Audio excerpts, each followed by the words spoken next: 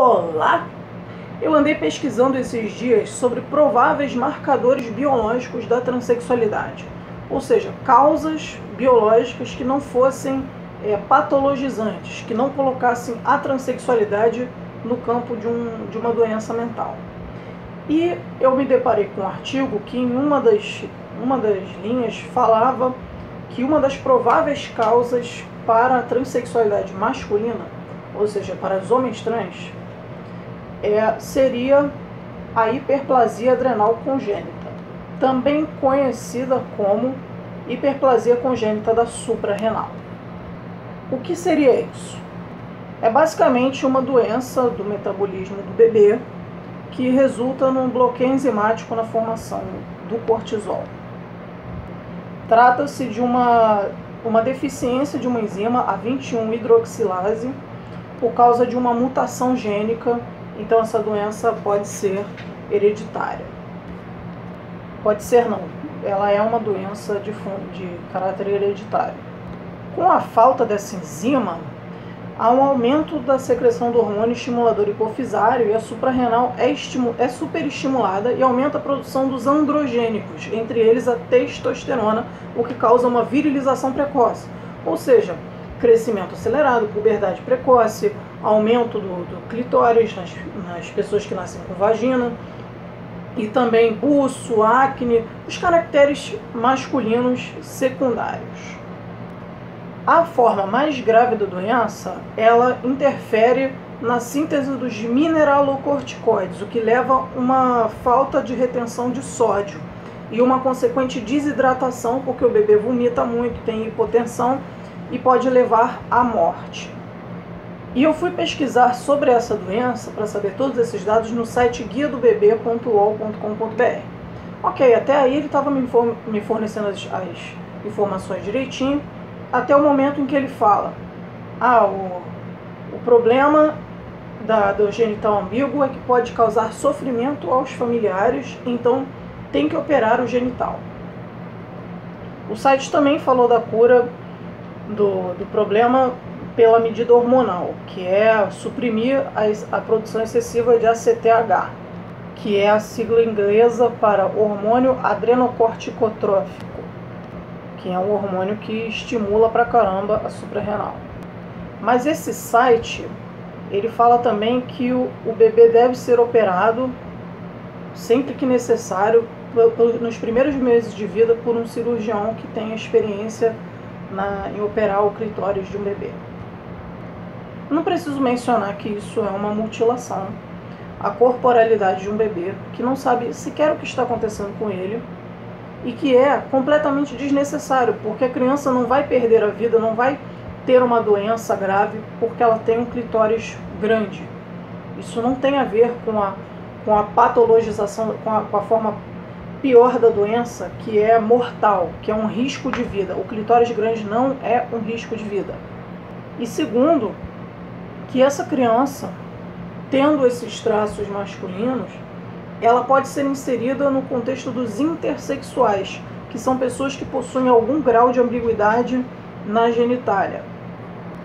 Ao contrário das pessoas didáticas, que nascem ou com pênis e testículo, e as que nascem somente com útero, ovário e vagina. Então é isso. Você está interferindo na corporalidade de uma pessoa porque você se sente mal com a genitália daquela pessoa e não porque aquela pessoa se sente mal com ela mesma.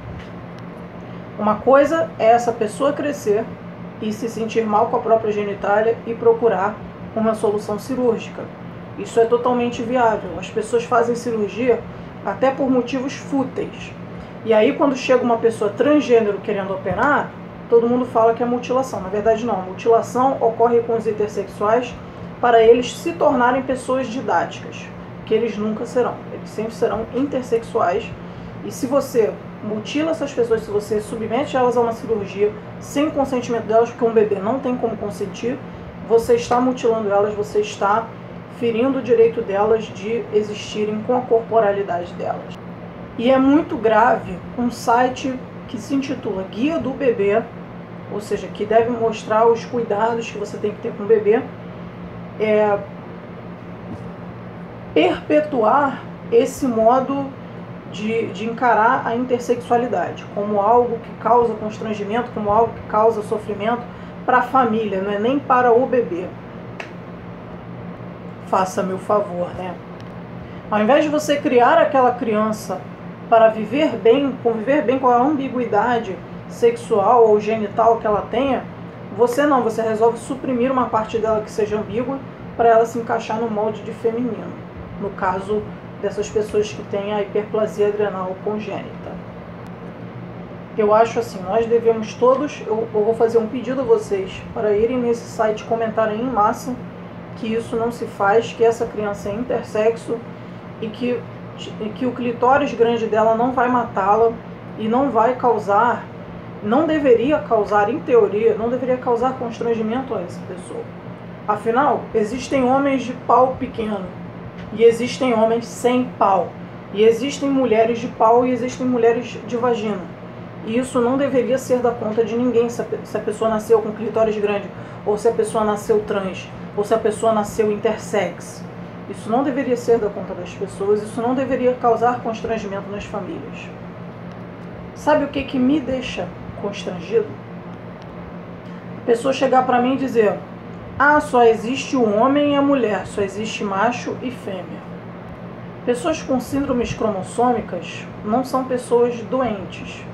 Elas têm uma corporalidade diferente e elas existem. Como, por exemplo, a síndrome do DHT em homens. Isso eu vou falar especificamente em outro vídeo, no qual eu vou falar que não existe só XX e XY, macho e fêmea. Mas o meu recado é, por favor, vamos fludar essa página com comentários de que essa criança não merece ser operada tão cedo.